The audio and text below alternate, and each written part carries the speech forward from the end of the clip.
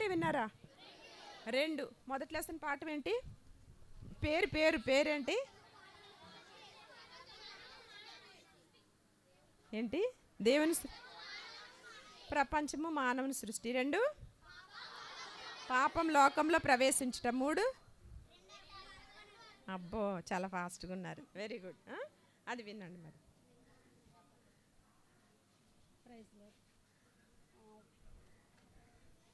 ఈరోజు మనం ఏ లెసన్ నేర్చుకుంటున్నాం? రెండు అర్థం. నిన్న లెసన్ ఏం చెప్పండి, ఎవరైనా స్పష్టంగా చెప్పండి.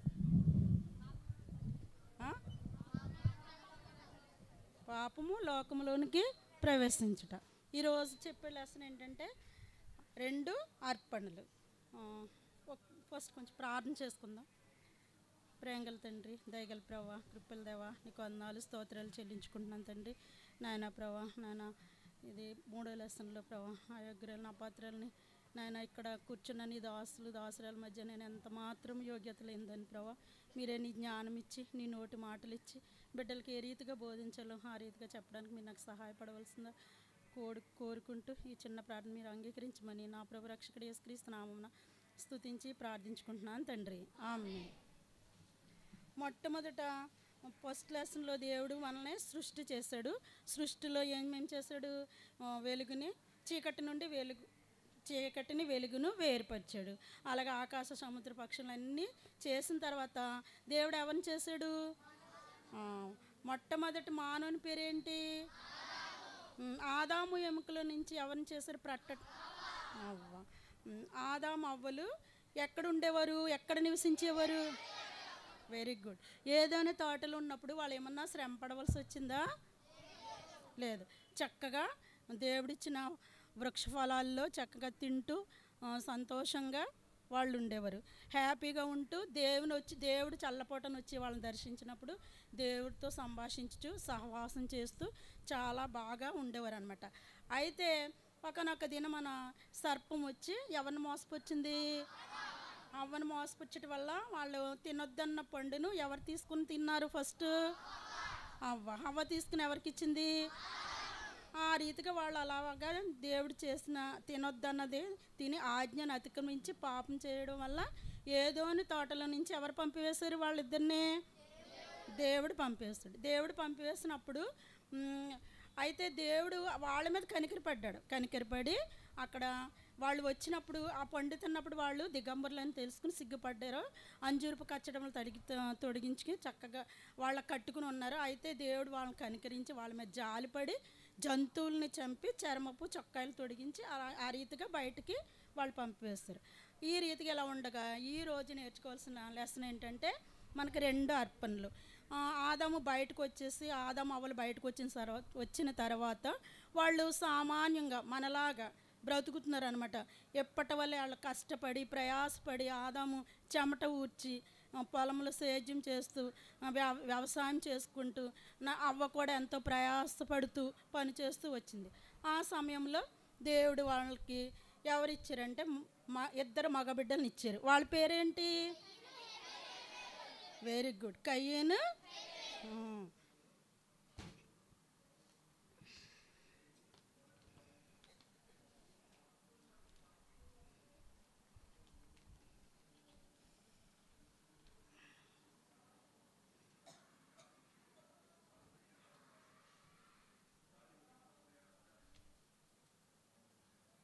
ఇతను ఎవరు? కాదు, ఇతను కయ్యేను, ఇతను హేబేలు. ఇలా దేవుని వైపు ఇలా చూస్తూ ఉంటాడు అనమాట. హేబేలు కయ్యేను వాళ్ళకి ఇద్దరు బిడ్డలు కదా. అయితే హేబేలు కయ్యోను సహోదరులు. వాళ్ళు కూడా మీకులాగానే చక్కగా మాట్లాడుకుంటూ సంతోషిస్తూ హ్యాపీగా వాళ్ళ మమ్మీ వాళ్ళతో ఉంటారు. వాళ్ళు కూడా మంచి వాళ్ళే. అయితే వాళ్ళ మమ్మీ ఎవరో అవ్వ కదా. మేము ఇలాగ ఏదైనా తోటలు ఇలా ఉండేవాళ్ళం, ఇటువంటి సంగతులన్నీ వాళ్ళకి చెప్తూ వచ్చేవారు అనమాట. ఎంతో సంతోషంగా ఉండేవాళ్ళు, ఏ కష్టపడకుండా చక్కగా ఉండేవాళ్ళము అని వాళ్ళ తల్లి ఆ బిడ్డలతో చెప్పి ఉండొచ్చు. మీకు కూడా చెప్తారు కదా, మీ మమ్మీ డాడీలు వాళ్ళకి జరిగిన సంగతులన్నీ చెప్తూ ఉంటారు. అలా చెప్పినప్పుడు వాళ్ళు కూడా విన్నారు. వాళ్ళు కూడా తల్లిదండ్రులకి సహాయపడుతూ హేబేలేమో కయ్యేనేమో భూమిని సేద్యపరిచేవాడు. హేబేల్ ఏంటి? గొర్రెల కాపరి. వాళ్ళిద్దరు అలా పని చేసుకుంటూ ఉంటున్నారు. అయితే వాళ్ళకు కూడా దేవుడు అలా హవ్వ అనేక మాటలు తల్లిగా బిడ్డలకి నేర్పిస్తూ వచ్చి ఉంటుంది. హేబేలుకి ఇలాగా దేవుడు ఎలా చేశాడు, మమ్మల్ని ఇలా చూశాడు, మమ్మల్ని ఎలా రక్షించాడు అని అన్ని విషయాలు హేబేలుకి కయ్యానికి తల్లి చెప్పుంటుంది. అలా ఉంటున్నప్పుడు వాళ్ళిద్దరూ ఎవరి పని వాళ్ళు చేసుకుంటూ ఉన్నారు. ఈలోపు ఒకానొక దినమున హేబేలు కయ్యేను తన పొలంలో పంట చూచినప్పుడు చాలా చక్కగా వృక్ష ఫలములన్నీ కాయగూరలు మంచి మంచి పండ్లు అన్నీ చక్కగా పండినాయి అనమాట. అప్పుడు ఆ పంట చూచినప్పుడు చాలా ఆనందించి నేను కూడా దేవునికి అర్పణ అర్పించాలి అని ఆలోచన కలిగి తన ఇష్టానుసారంగా ఏదో పంట కొన్ని తెచ్చి దేవునికి ఇవ్వచ్చు అని తన ఇష్టానుసారంగా అనుకున్నాడు. అంతే, అంటే యథార్థంగా అనుకోలేదు, ఏదో దేవునికి కొంత ఇవ్వచ్చులే అనుకుని తాను పండిన పంటలో కొన్ని తీసుకుని వచ్చి ఎవరికి ఇచ్చారు? దేవునికి అర్పణగా ఇచ్చాడు. ఎవరు? ఇది ఎవరిది అర్పణ? ఇది ఇవన్నీ వెజిటేబుల్స్, ఇవన్నీ కూరగాయలు. హేబేలు కూడా చాలా, హేబేలుకి దేవుడు అంటే దేవుని యందు విశ్వాసము. నేను నా పాపముల నిమిత్తము దేవునికి నేను కూడా అర్పణ అర్పించుకోవాలని ఏం చేస్తాడంటే హేబేలు తన గొర్రెలు కాయిస్తున్నాడు కదా, గొర్రెలు కాసులను తొలుచూలు పిల్లల్ని శ్రేష్టమైనవి కొన్ని తెచ్చి దేవునికి అర్పించాడు అనమాట. దేవునికి అర్పించాడు. ఇది ఇలా అర్పించాడు. అయితే ఇక్కడ ఒక విషయం జరిగింది. కయ్యైన అర్పణను దేవుడు అంగీకరించాడా? ఎందుకు అంగీకరించలేదు? అంటే కొన్ని తెచ్చాడు అంటే అది దేవునికి ఇష్టమైన అర్పణ కాదు. అయితే హేబేలు ఏం చేశాడు? కొన్ని శ్రేష్టమైనవి తొలుచూలు పిల్లలను తెచ్చి వధించి అక్కడ అర్పించాడు. అక్కడ అర్పించినప్పుడు ఏం కనిపిస్తుంది? రక్తం ఉంటుంది. రక్తం అది దేవునికి ఇష్టమైన ఇంపైన బలి అర్పణ. అయితే ఈ తెనకలో హృదయంలో కొంచెం నిర్లక్ష్యత, అవిధేయత ఉంది. ఎవరికి? కయ్యనుకు. అయితే హేబేలు దేవుని యందు విశ్వాసం ఉంచి విశ్వాసమును బట్టి దేవునికి అర్పించాడు. అప్పుడు కయ్యను యేసయ్య చూచి తన అర్పణ చూచి చాలా సంతోషపడి హేబేలు యొక్క అర్పణ లక్ష్య పెట్టాడు, కయ్యను అర్పణ లక్ష్య పెట్టలేదు. అప్పుడు కయ్యానికి ఏమైంది? చాలా కోపం, మిక్కిలి కోపం వచ్చింది. ఏమొచ్చింది? వచ్చి కోపం వచ్చి అలాగా ఉంటే అప్పుడు యేసయ్య మాట్లాడతాడు, కయ్యను నీకు కోపమేలా అని అడుగుతాడు. నీ ముఖము చిన్నబుచ్చుకున్నవేమిటి? నీ సత్క్రియలు చేసిన ఎడలా తల ఎత్తుకున్నవా అని ఎవరు అడుగుతారు? దేవుడు యేసయ్య అడుగుతారు. యేసయ్య అడుగుతున్నప్పుడు ఏమీ మాట్లాడు కయ్యను. సత్క్రియ నీ వాకిట పాపం నిలిచి ఉన్నది అంటే నీ హృదయంలో పాపం ఉంది కాబట్టి నువ్వు నిర్లక్ష్యంగా అవిధేయతగా అలాగ అర్పించవు అని దేవుడు అన్నప్పుడు కయ్యను ఏం చేయాలి? వెంటనే లోబడి సరైన అర్పణ తెచ్చి కయ్యను కూడా నన్ను క్షమించండి యేసయ్య అని మంచి మరలా సరైన అర్పణ, ఇష్టమైన అర్పణ ఏ గొర్రెపిల్లను ఇస్తే దేవుడు అంగీకరించిన కదా. కయ్యను కూడా మంచి అర్పణ ఇస్తే అంగీకరిస్తాడు కదా. అలాగే మీరు కూడా అర్పించాలి. మీ అర్పణ అంటే ఏంటి? ప్రార్థన. మీరు ప్రార్థించాలి, మీ హృదయాన్ని దేవుడికి ఇవ్వాలి. అప్పుడు కూడా మిమ్మల్ని బట్టి దేవుడు సంతోషపడతాడు. మన యొక్క థీమ్ అంశం ఏంటి? ప్రభువుకు తగినట్లుగా నడుచుకున్నాం. హేబేలు అందుకే హెబ్రీ 11:4 ఏమంటాడు? విశ్వాసమును బట్టి కయ్యేను కంటే హేబేలు అర్పణ నీతిమంతులుగా. ఆ వాక్యం చదవండి అమ్మ ఒకసారి. హెబ్రీ 11:4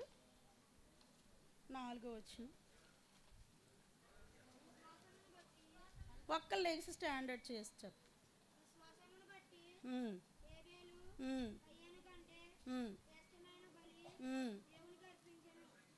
విశ్వాసం ఇంకా ఉంటుంది, ఇంకొంచెం ఉంటుంది. విశ్వాసం బట్టి కయ్యేను హేబేలు కంటే కయ్యేను కంటే హేబేలు శ్రేష్టమైన బలి అర్పించినప్పుడు అతడు దేవుణ్ణి నీతిమంతుడిగా చేశాడు. అంతేకాకుండా అతడు మరణించినా కూడా విశ్వాసమును బట్టి మాట్లాడుచుండెను. అంతేనారా? అతను మరణించినట్టు ఉంటుంది. మాట్లాడుతూ ఉన్నాడనమాట. అంటే నిజంగా విశ్వాసాన్ని బట్టి ఆ, దేవుడు ఎంత విశ్వాసంతో కై బలి ఎవరు అర్పించారు అర్పణను? హేబేలు బలి. ఇక్కడ ఎవరు అర్పణ లక్ష్య పెట్టారు చెప్పండి ఒక్కలో? హేబేలు అర్పణ దేవుడు లక్ష్య పెట్టాడు, కయ్యన్ది లక్ష్య పెట్టలేదు. అయితే కయ్యన్లో అప్పుడు ఏం కోపం వచ్చింది? తన సహోదరుని మీద కూడా ఏమొచ్చింది? ద్వేషం వచ్చింది. చంపేయాలన్నంత ద్వేషం వచ్చింది. చంపేయాలని ద్వేషం వస్తే ఒకనొక దినంలో వాళ్ళ పొలంలో ఉన్నప్పుడు హేబేలు దగ్గరికి కయ్యను వెళ్ళి అలా మాట్లాడుతూ కయ్యన్ హేబేలు మీద పడి హేబేల్ని చంపేశాడు. ఎవరు? కయ్యను. ఇలా చంపేసినప్పుడు ఇలా పడిపోతే ఇక్కడ రక్తము వచ్చేస్తుంది. ఇలా చంపేసిన వెంటనే మరి ఇలా పడిపోయి మెడ మీద పడి చంపినప్పుడు రక్తం వస్తుంది రాదా?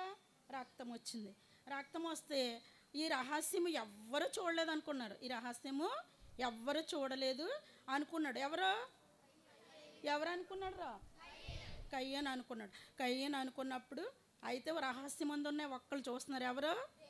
దేవుడు చూస్తున్నాడా?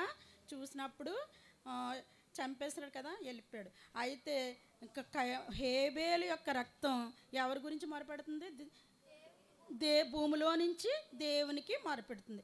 అప్పుడు యేసయ్య వెళ్ళి కయ్యను నీ తమ్ముడు అయిన హేబేలు ఎక్కడా అని ప్రశ్నించాడు. అప్పుడు కూడా కయ్యను సరి చేసుకోవాలి. అయ్యో నేను తప్పు చేశాను అనుకోవాలి కదా. అనుకోకుండా నేను నా తమ్ముడికి కావలి వాడనా అని మళ్ళీ దేవుడికే ఎదురు ప్రశ్నించాడు. అలాగా ఒక్క పాపం బట్టి ఇంకొక పాపం అలా చెప్తున్నాడు. కానీ కయ్యన్లో ఎంత మాత్రం ఒప్పిదల లేదు, పశ్చాత్తాపం అస్సలు లేదు. ఇంకా అలా అన్నప్పుడు అయితే నీ తమ్ముడైన హేబేలు రక్తము నాకు మొరపెట్టుచున్నది అని అంటారు యేసయ్య. అన్నప్పుడు అప్పుడు కూడా కయ్యను ఏం సరి చేసుకోడు. నువ్వు సత్క్రియలు అంటే ఇందాక చెప్పాను కదా, మంచి పనులు మంచి సరైన అర్పణ ఇచ్చినప్పుడు దేవుడు ఆ హృదయం మందు సంతోషపడతాడు. మనం ఉదయం కాలమే లేచి మీరు కూడా ఎలా ఉండాలి? ప్రభువుకి తగినట్లుగా ఉదయం లేచి బైబిల్ చదువుకుని స్కూల్కి రెడీ అయ్యి మళ్ళీ ప్రేయర్ చేసుకుని మళ్ళీ ఈవినింగ్ వచ్చి ప్రేయర్ చేసుకుని మళ్ళీ ఫ్యామిలీ ప్రేయర్స్ కలిగి మమ్మీ వాళ్ళతో కూడా మీరు కూడా మంచి పనులు చేయాలి, సత్క్రియలు చేయాలి. అలాగే ఇప్పుడు కయ్యను హేబేలు కూడా కొంచెం మీకులాగానే అబద్ధాలు చెప్పొచ్చు, చిన్న చిన్న మోసాలు తల్లిదండ్రులు మోసపరచవచ్చు, చేయొద్దని పని చేయొచ్చు.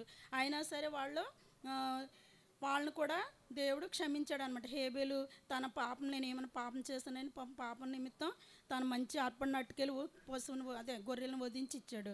కయ్యను అయితే నిర్లక్ష్యంగా ఇచ్చాడు. ఈ రెండు అర్పణల్లో కయ్యను లక్ష్య పెట్టిన హేబేలు మాత్రం యేసయ్య లక్ష్య పెట్టారు. అయితే మళ్ళీ నీవు నీ తమ్ముడి రక్తము నాకు నేల నుంచి మొరపెడుతుంది కాబట్టి నేను నీ నేల నువ్వు చేయించిన నేల నీకు శపింపబడింది, ఇంకా నీకు భూమిలో నుంచి పంట ఫలం ఇవ్వదు, నువ్వు దేశ దిమ్మరవై తిరుగుదువు అని దేవుడు కయ్యన్ని శపించాడు. అప్పుడు అంటాడు కయ్యను, అయ్యో నా దోష శిక్ష భరింపలేనిది అంత గొప్పది అని అంటాడు. అంతేకాదు నన్ను ఎవరైతే కనుగొంటారో వాడే నన్ను చంపుదునని కూడా కయ్యను అంటాడు. అయితే దేవుడు 7 అంతల శ్రమ కయ్యనుకి ఇస్తాడు. ఆ రీతిగా కయ్యను దేవుని సన్నిధిలో నుండి వెళ్ళిపోతాడు. దేవుని మహిమ అంతా వెళ్ళిపోయింది. దేవునితో ఉంటే తల్లిదండ్రులతో ఉంటే ఎంతో మహిమ. అలాగే ఏదైనా తోటలో కూడా ఆదమావలు వెళ్ళిపోయినప్పుడు మహిమ కూడా వాళ్ళతో కూడా మహిమ వెళ్ళిపోయింది. అయితే ఫస్ట్ కొండగా బైబిల్లో అర్పణ చేసింది ఎవరు? హేబేలు అర్పణ దేవుడు లక్ష్య. తర్వాత నరహత్య చేసింది ఎవరు? కయ్యను తన తమ్ముడినే చంపేస్తారు. ఫస్ట్ కొన్ని బైబిల్లో నరహత్య అక్కడి నుంచే స్టార్ట్ అయింది. నెక్స్ట్ ఈ రీతిగా దేవుని మందు మనం విశ్వాసం ఉంచుకోవాలి, ప్రార్థన చేసుకోవాలి, ప్రభుకు తగినట్లుగా మనం నడుచుకోవాలి. హేబేలు విశ్వాసంతో ఏం చేశాడు?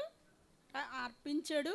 దేవుడు అతన్ని నీతిమంతుడిగా తీర్చును. అతడు చనిపోయినా సరే దేవునితో మాట్లాడాడు అనమాట. నెక్స్ట్ ఈరోజు కంఠత వాక్యం చూడండి. ఒక్కరు చదవండి, గైడ్స్లో అండి. ఒకరు అబ్బాయిలో వేస్తున్నాడు ఎప్పుడైనా ప్రేయర్స్ లేగు త్వరగా.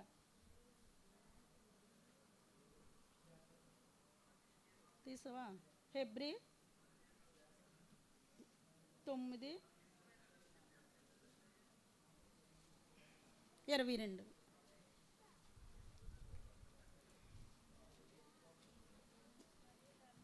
గట్టిగా చదవాలి.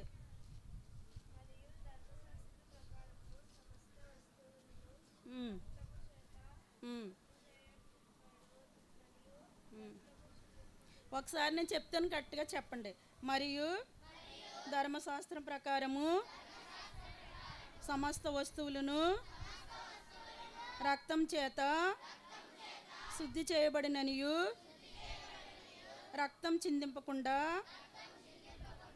పాపక్షమాపణ కలుగుదనియు సామాన్యంగా చెప్పవచ్చును. హెబ్రీ 9:22 ఇది కంఠస్థ వాక్యం. ఇంకోటి ఇంకో కంఠస్థ వాక్యం ఉంచండి. హెబ్రీ 9:26. అయితే ఆయన యుగముల సమాప్తి యందు తన్ను తానే బలిగా అర్పించుటకు, పాప నివారణ చేయుటకు ఒక్కసారే ప్రత్యక్షపడెను. కూర్చోండి. ఈ 2 కంఠస్థ వాక్యాలు చదవాలి. మన కొరకు దేవుడు, మీకు ఒక చిన్న ఉపమానం చెప్పి నేను ముగిస్తాను. ఒక సైన్యాధిపతి ఉండేవాడంట. యుద్ధంలో నుండి విజయం పొందిన తర్వాత ఆ సైన్యాధిపతి వేరే చోటకి ఎక్కడికో క్యాంపులో వెలుస్తున్నాడంట. సైన్యాధిపతి అంటే సైనికులందరికీ అధిపతి. మనకే ఎవరు సైన్యాధిపతి? యేసయ్య. అప్పుడు ఆ సైనికులందరూ ఎలా ఉండాలి? సైన్యాధిపతి వెళ్తున్నాడంటే ఎంత అలర్ట్గా ఉండి కావలి కాయాలి. ఎలా మెలకుగా ఉండి తుపాకు పట్టుకుని ఎవరన్నా శత్రువులు వస్తున్నారని వాళ్ళ కోసం తుపాకు పట్టుకుని సిద్ధంగా ఉండాలి. అయితే ఆ రోజు నైట్ అతను ఏ టైంకి వెళ్తారో సైన్యాధిపతులకు తెలియదు కదా. వాళ్ళ యజమానులు వాళ్ళు వెళ్ళాలంటే వెళ్తారు, వచ్చేయాలంటే వస్తారు. అదే ఒక క్యాంప్కి వెళ్తున్నారు అనమాట. వెళ్తున్నప్పుడు వాళ్ళు క్యాంప్కి వెళ్ళినప్పుడు ఒక సైనికుడు ఏం చేస్తున్నాడంటే, సైన్యాధిపతి లోపల నుంచి వస్తున్నాడు. ఒక సైనికుడు కింద పడుకుని కాయాలన్నమాట. Watch and keep and watch అంటారు కదా, కాయాలి కదా. అలా కాయకుండా అలాగా పడుకుని నిద్రపోతుంటే ఆ సైన్యాధిపతి చాలా మంచివాడు అనమాట. ఏమి డిస్టర్బ్ చేయలేదు.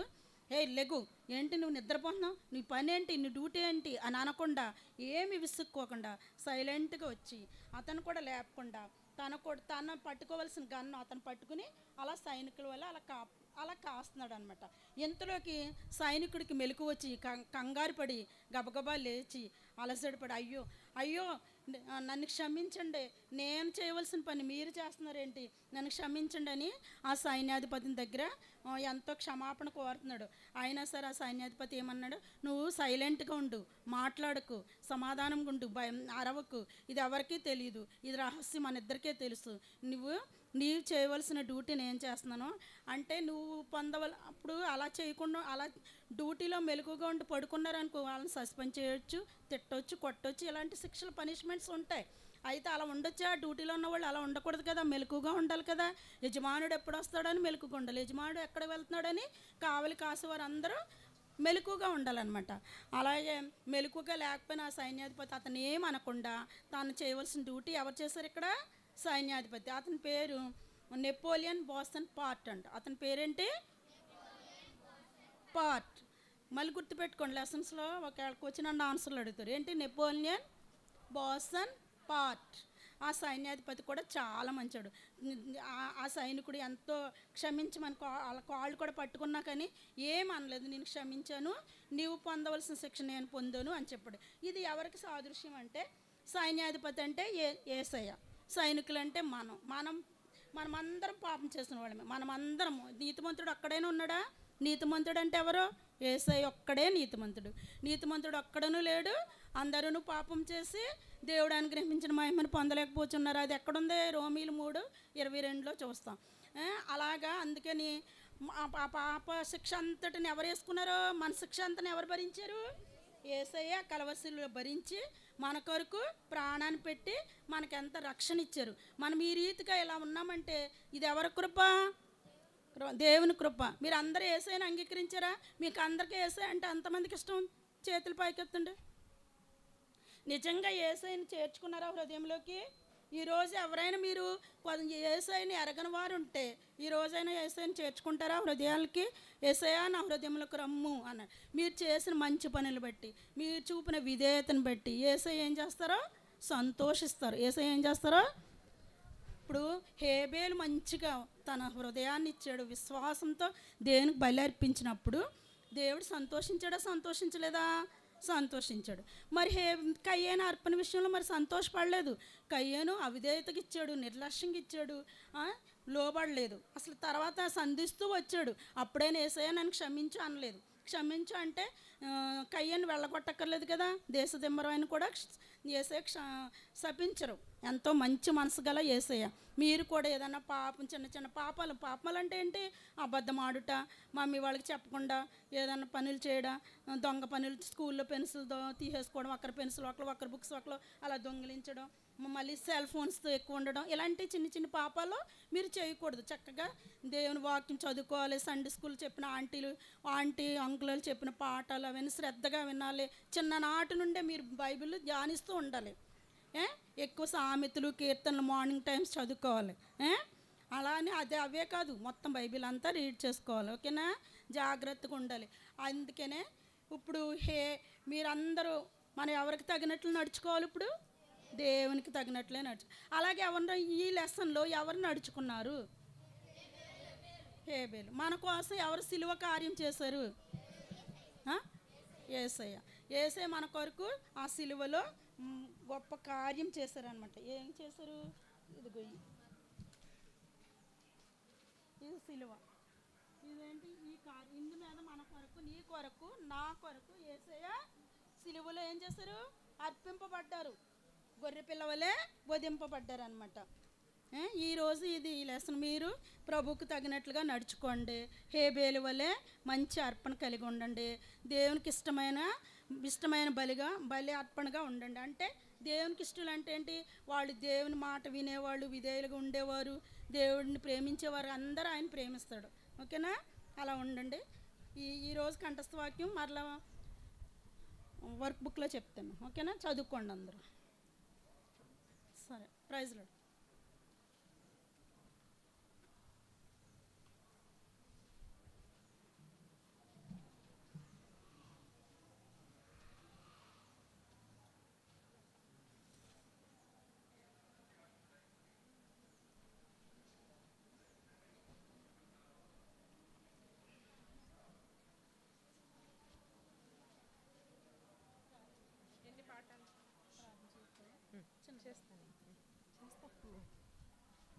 ఎన్ని పాఠాలు అయినాయి? 3 కదా. చెప్పండి. 1 ప్రపంచము, మానవుని సృష్టి, తర్వాత పాపం లోకంలో ప్రవేశించుట, 3 2 అర్పణలు, 4ది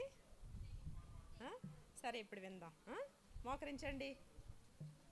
చెప్పారు కదా అంకులు 2 పాఠాలు వింటారని.